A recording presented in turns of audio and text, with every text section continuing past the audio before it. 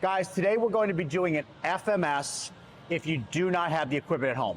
FMS stands for Functional Movement Screen, and it's a phenomenal way to test for limitations during training. So for example, if you have shoulder mobility issues, if you have hip mobility issues, if you have pain while squatting, these are things that can kind of deter whether or not you should be doing certain exercises while training and using your program. So I'm here with Dr. Johnny. Johnny, can you tell us a little bit about yourself, brother? Yeah, I'm a sports chiropractor, owner of Warrior NYC, which is a physical therapy chiropractic clinic in Manhattan. We specialize in movement, so injuries, sports injuries, overuse stuff in the gym. I mean, we really just try to get people training hard for longer than they can. Amazing. So Dr. Johnny, I know very well, been a friend for years. Also one of the best chiropractors in New York City, and he does a lot of manual therapy. He's got an amazing business. So he's going to humor me and let me take him through a functional movement screen, even though he's more than capable. But the reason to really do this is so when you're at home and you don't have an FMS, which is something you have to buy, the apparatus set, how can you do an FMS on your own? And this is kind of an ad hoc. So it's maybe more abbreviated. It's not as serious. A traditional FMS goes on a score from like 0 to 3. I'm just going to take you through how I do an FMS with clients in like an abridged version of it. So first movement on an FMS is the deep squat. So I'm going to set up Dr. Johnny on the line here. Dr. Johnny, could you put your feet shoulder width apart for me? Beautiful. I want you to put your hands above your head. Now, part of the FMS is giving people limited feedback about shoulder width apart and hands. Keep your hands behind you as much as possible, and I want you to squat down to depth. Beautiful. Can you keep your hands behind your back? Sure thing. Now, in a traditional FMS, they wouldn't guide the client like this, but I just want to see what this guy's capable of doing. Come down as low as you can. Keep going, keep going, keep going. And what I'm looking to see is, do you have any pain? No pain. No, and then I want to see how upright he can stay while squatting. And this is movement number 1. Go down one more time. Beautiful, great. No pain? No pain. So what I got to see was that his hands kind of lean forward a little bit, so maybe he has some thoracic mobility issues, which means his mid-back spine, but he is capable of getting to depth in a squat. All we're doing is we're going through these movements to see if anything's painful or if you're like going to fall over. Like if he was trying to squat and he tipped forward, that's a red flag that he has some shoulder or some hip, mid-back and some hip mobility issues. So that's our first exercise. The second movement is the hurdle. Now, traditionally, when you set up with an FMS, they have all the equipment you need to step over. In this case, we don't, so I'm gonna use a box because we're doing an at-home version of an FMS. I like to set up the box so that I'm basically at parallel right around there. Can you put your foot on there for me? So he's pretty close to parallel. Now, what I wanna look to do, on a traditional FMS, you literally step over something with both feet and make sure that you stepped over the item and you're able to clear it. In this case, I just want to see, can he step up onto the box? Johnny, go ahead and step up into the box. Your foot? Yep. Good. Come back down. Can you do the same foot for me again? Sure. Now, if he was doing this, and as doing it, he was tipping forward, he was really struggling to get from point A to point B, that would be a problem. Also, if he was in pain. Right. So, let's do one more. Good. Traditionally on an FMS, you do 3 come down of each side or each movement. You do it 3 times through. Other side. Sure. Beautiful. Come back down. Come back up. Good. Come back down. Come back up. So I would gauge from this that he has good hip mobility. That's the hurdle. So first one was a deep squat. Number 2 was the hurdle. The third one is an inline lunge. And again, this is an abbreviated, we're not as buttoned up version of an FMS. I'm gonna have him take his feet so that he's able to lunge all the way down and his knee doesn't hit his heel. So which foot do you wanna lead with? Let's go left foot first. Perfect. Now. So you want me to give enough space so my knee can hit? 100%. Okay. I'm using a PC pipe for that deep squat. You could literally use a broom. You can basically use anything to hold in this position. And I'm gonna take one behind his head and put the other one on his back. And I'm gonna ask him to try to keep this pipe against his head, against his mid-back, and against his butt. And go ahead and lunge down for me. Great, come back up. Do it again. It's not uncommon that when people do this, they lose balance. Any pain? No pain. No pain. Do it again. Just my ego. Just your ego. Switch sides, switch your feet. And now when he switches feet, he's gonna switch hands. So make sure that you have both feet lead and that you switch hands when you do this exercise. And again, he's gonna try to keep it against his head, against his back, and against his butt. Go ahead, lunge down. I think you need a little bit more space. Yeah, this one feels different already. That's all right. Oh, I'm missing it. Beautiful. Go ahead. Get on the line. I like to use this line to keep him on here, to see if he can balance. Do it again. Great. So those are our first, any pain? No pain. Those are our first 3 movements. And again, this is a less buttoned up, abbreviated version of a traditional FMS. So far we've done a deep squat, we have done a hurdle, and now we have done an inline lunge to test if there's any pain, to see if there's any stability, and to make sure that he can do full range of motion while doing each of these. Okay, so exercise number 4 is shoulder mobility. This is a fun one. I'm gonna take this away for a minute. I'm gonna have Dr. Johnny face this way. So what he's essentially gonna do is he's gonna take his hands and he's gonna make baby fists. He's gonna put his thumbs inside of his hands. Great, and then in one fall swoop, he's gonna try to reach around and see how close he can get his 2 fists together, right? All right, so let's put go. one behind the other.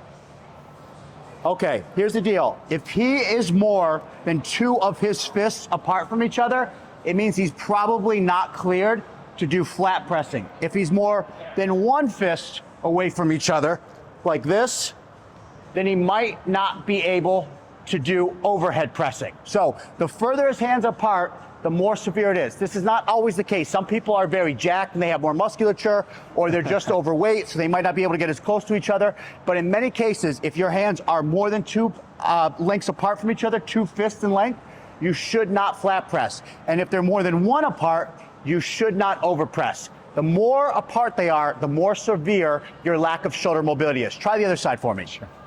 Now, it's very common that there's an asymmetry here, that one side is worse than the other. So you can see there's quite a bit of distance here. I'm not telling you that you can't overhead press. I'm not telling you they can't flat press, but I am telling you that you might be at risk if this is the case. Okay, face towards the camera. Sure. So that's our test, right? Simply fists as such, boom, try to see how close. Fists, and this is how we do shoulder mobility. Now, I'm gonna test and see if he's an impingement. Can you put one hand on your shoulder? Great, and now, will you lift up your elbow? Does it pinch? Can you do the other side for me? Sure. Does it pinch? A little bit. Little impingement? A little bit. So he might have impingement in one of his shoulders. There's nothing structurally wrong if that happens. It could be he sleeps on that shoulder too much. Yeah. He has a new baby. He could be holding his baby more often than that arm. Yeah. That's what you're doing. Yeah. He's holding his, I do this all the time. So right he's doing all of his stuff and he's holding it and the shoulder gets a pinch. Or you could be sleeping on that. It's nothing structurally wrong, but it might hurt when you do certain exercises, lateral raises or things like that. And so that's how we can detect a shoulder impingement. And so this is how we look at shoulder mobility, which is number 4. Number 5, I'm gonna have him lay down. On my back? Yep, and if you lie on the line, please. Sure. And we're gonna do a leg raise, an active leg raise.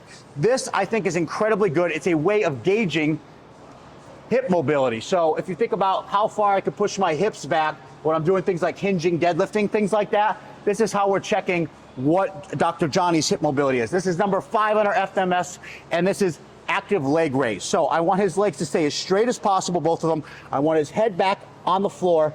I want his back flat, and I want you to lift one leg up in the air. Beautiful, and you can see he gets about here. I'd like for him to be able to get in line here, come back down, do it again for me. And that's okay, he can't do it. Keep this leg flat for me. And the key is, this leg has to stay flat, and he has to stay flat in the ground. Come back up again, do it again. Beautiful, switch sides. Good. Come back down.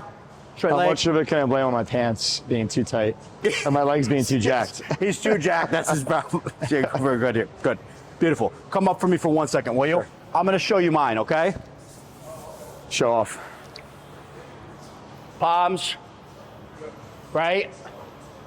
Now, I'm not trying to show off. My shoulder mobility was horrible, but you can see the difference in hip mobility. All that means is maybe you have to be cautious when you're doing things like deadlifts, that you don't pull your hamstring or you don't put yourself in a position that you shouldn't be. So that is our 4th exercise on our FMS. So we're essentially gonna do a push-up, but it's a modified version. Traditional push-up looks like this. We're gonna set this push-up a little bit differently, where we're gonna put our thumbs in line with our nose. Come on down for me. Beautiful, come in closer. Can you see all Johnny? Come closer to me, come closer to me. We're making him work out here today. Sorry, guys. Okay, come down on your butt, on your stomach. I'm gonna take his thumbs. I'm gonna put his thumbs in line actually with his eye socket. So traditionally when you're doing a push-up, his hands are gonna be back here. I want his arms to be 90 degrees, and I want him to be flat on here. His feet are perfect, they're in the ground. Put your elbows up, keep your head down. Now give me a push-up from that weird position, Johnny. Good, come back down and do it again. I'm watching for a couple things here. Does he have the strength to do this? Does he have the pectoral, the tricep strength necessary to do it? And the other thing, go again. I'm making sure that he doesn't drop at his hips. Great, nice job, come on up. That is the trunk mobility. Now, one thing that happens sometimes is when people attempt to push up, they'll go like this, and they can't get their core up at the same time because they don't have the trunk strength necessary to get into that position. Last thing I want to see is, can you do Cobra? You just do Yep. a straight extension? Yep. Oh, yeah. Great. And we test to see if he has any pain while doing Cobra. Do Cobra for me. So that's another test. That's our 6th test, which is looking at trunk strength. FMS tests this, where they try to see if you can do both on the same side. I don't even bother. Nobody passes that test. It's not that essential. All I want to see is, can you get into this position starting at L4, wrist underneath elbow, underneath shoulder, hip, knees underneath hips.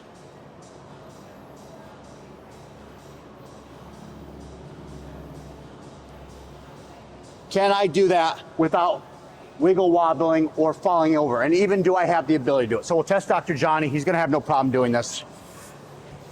So we're gonna go hands under shoulders, knees under hips, right? Yep. Keep neutral spine there. Great. Yep. Down. Exactly. Right hand, left that. Good. A little wobbly, but no pain there. No pain. No pain, no issues. Now, along with that, you can do this for me. See if you can do child pose for me without any pain. Beautiful. Sit back on your heels. Any pain? Nope. Great. So we want to test and run through that. Oh, feels good. Those are the 7 exercises. Exercise number 1 is a deep squat. Exercise number 2 is the hurdle. Exercise number 3 is the inline lunge. Number 4, shoulder mobility. Number 5, active leg raise. Number 6, trunk stability. And number 7, rotary stability. That's a functional movement screen. Okay. Remember, guys, this is really an unbuttoned up version. They're very technical about it. I actually have my level 2 certification FMS. I believe in it very highly, but they kind of have their noses up a little bit. It's really not that big of a deal. You just want to make sure that the client isn't in pain and being able to have a metrics for being able to test if they can or cannot do things, because that's what it's about. Right. It's about being able to go train and not get hurt, because if you get hurt, you have to go see Me. Dr. Johnny, where are you at again? Manhattan, New York City. And what's the best way to find you? Dr. Johnny, Instagram, or warrior.nyc. Beautiful. And again, this guy has an amazing clinic. He treats the Knicks. He treats all sorts of athletes in the area. He's really very focused on mobility. Yeah, very focused. A lot. Me, a lot of very beautiful influencers, people like that. Yeah, so they find us. He just treated Brian Mazza recently. Yeah, Mazza so just snuck out of here. Just snuck out of here. Yeah. Ryan Harrell, he's about as world famous as they come. Yeah. But seriously, like, he's the man, and he does a phenomenal job at chiropractic and what would we call Physical it? therapy and acupuncture. It's really hands-on sports medicine is our So thing. like kind of like body tissue stuff. Yeah. myofascial. Yeah. Which is a more sophisticated way of saying any kind of like tissue work. Deep tissue stuff, yeah. They call it soft tissue, muscle, tendon, ligament. Beautiful. So he's an expert at soft tissue in New York City, and again, he's the man. Guys, if you like what you see here today, this is all about helping real people be able to do real things at the gym. So hit a subscribe button, follow me on Instagram, follow Dr. Johnny on Instagram. Thanks for tuning in.